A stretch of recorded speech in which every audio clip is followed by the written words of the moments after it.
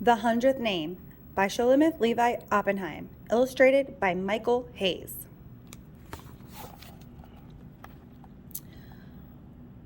Far back in time, in a land where kings were once called pharaohs and the great river is still called the Nile, a boy in a tiny village by the banks of the river was very sad. Salah wasn't sad because he lived in the house of sun-dried mud brick. That was good. Mud brick is cool in the summer and warm in the winter. There was space for everyone.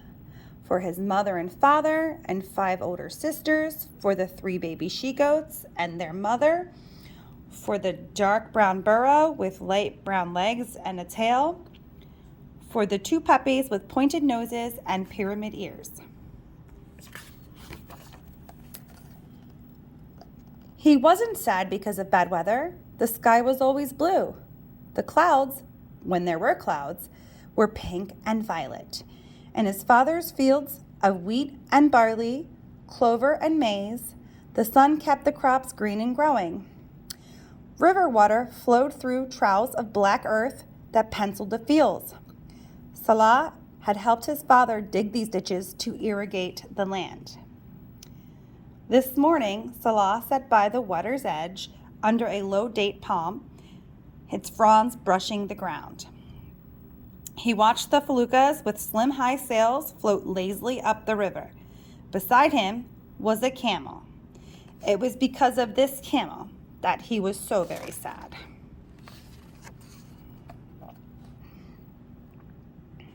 The camel's name was Kadim, Ancient One. But Kadim wasn't ancient at all. He was 7, going on 8, born just a few weeks before Salah in June. Salah's father had named him so because a camel looks old when it's born, my son. Look at him. Look at the camels in the village. They all look the same. Only their size changes. When Salah looked in Kadim's face, he saw that his father spoke the truth. But he saw something else. Sadness. Do you hang your head because you're sad, Kadim? The boy rubbed his cheek against the camel's hump. Is this why all camels hang their heads? The camel nuzzled Salah's leg. The boy didn't move. On a sandbank in the middle of the river, the greenshanks and wagtails darted between and around gray herons, standing motionless against the reeds. It was a beautiful day, but Salah couldn't enjoy it. Kadim wasn't happy, and of all the animals, Salah loved his camel the best. They worked together, they slept together.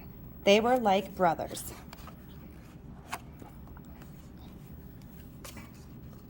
What's wrong with you, Salah? His father came out from behind the stalk of maize. You're getting to be like this camel, hanging your head, dragging along. He accompanied his words with a lightning twist on his ear of corn and a quick downward pull on the husk. It's all right, Kadim. Salah patted the camel's nose. You know how father is. He couldn't get on without you. None of us could. Kadim always dropped his lids when he understood. Now his eyes were nearly closed. Salah touched the bony growths on Kadim's knees. They came from kneeling and rising with great loads on his back. All camels had them. If only there were some way of making Kadim feel happy and special, then the camel would stand tall and proud. It was noon.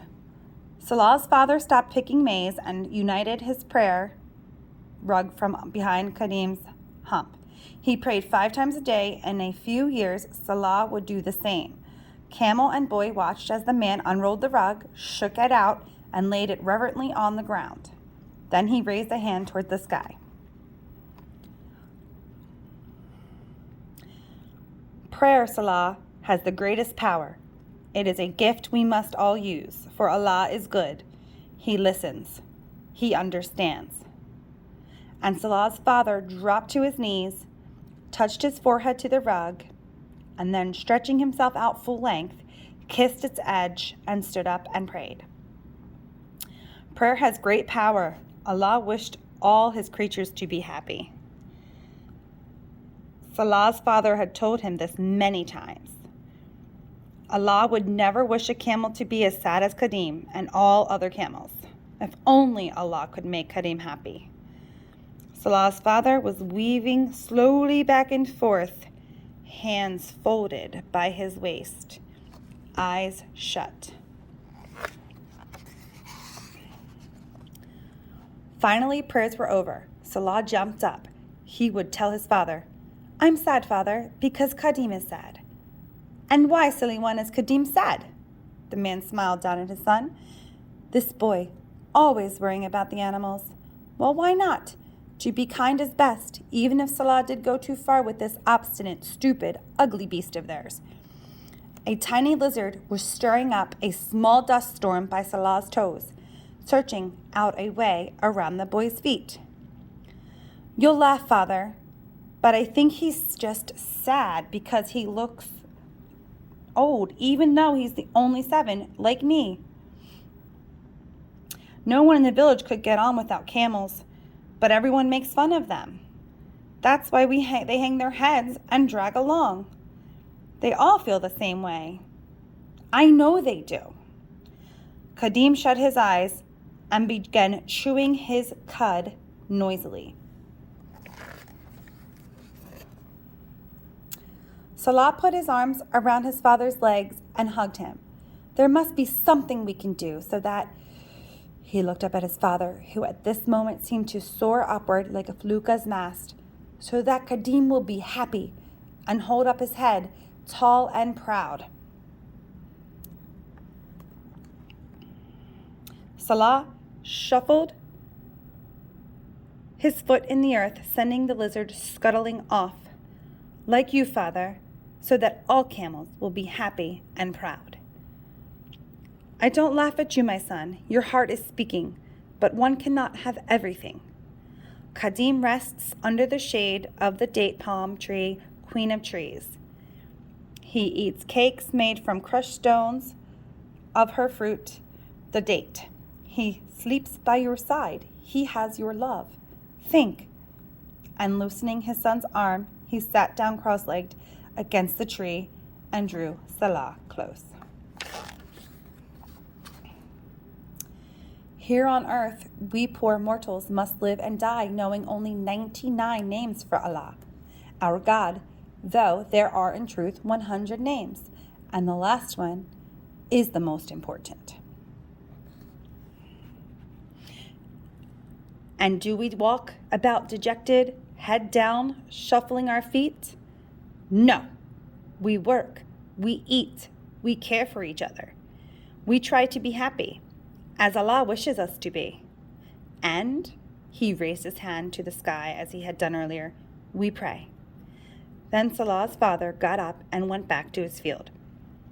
Kadim opened his eyes very wide, looked straight at Salah, and then shut them till his lashes disappeared, and Salah looked straight back at him.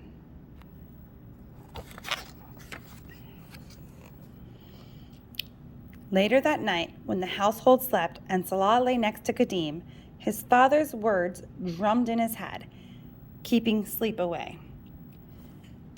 "Prayer has great power, my son. It is a gift we must all use. Allah is good. He listens. He understands.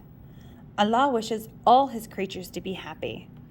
But we poor mortals must live and die without knowing Allah's 100th, his most important name."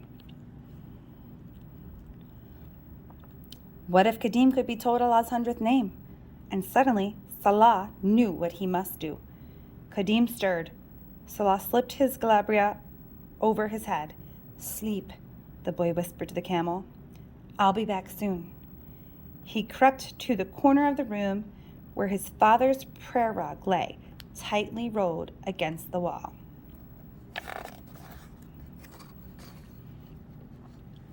Outside, the moon was new like the water buffalo's horn. Salah hurried toward the river, the rug bouncing across his neck. By the water, branches of sycamore tree hung low, weighted down with egrets sleeping. Salah laid out the rug. Then, as he had seen his father do so many times before, he prayed, his thin body moving back and forth gracefully, as if he had been performing these rites his whole life long.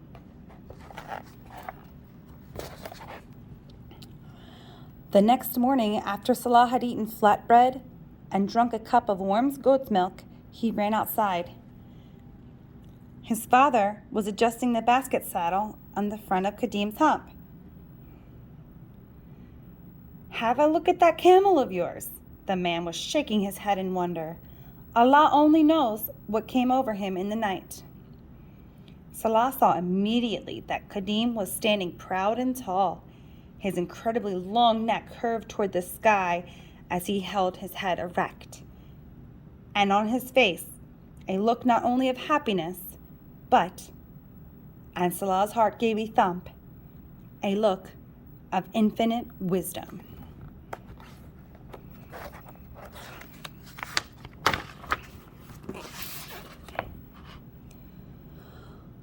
Salah whispered to Kadim, "You know the name."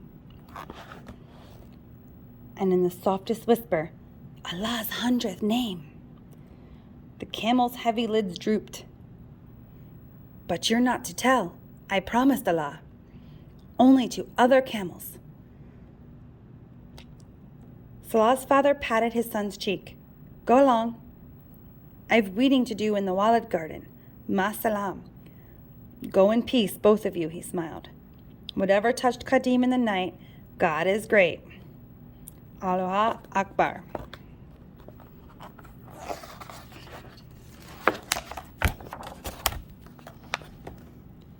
Kadim started for the fields. His step was quick, light, he fairly ran. And Salah, one hand on Kadim's neck, skipped beside him. And this is why I think the camel has the look it does. For while man knows only 99 names for Allah, the camel knows the 100th name, and he has never told.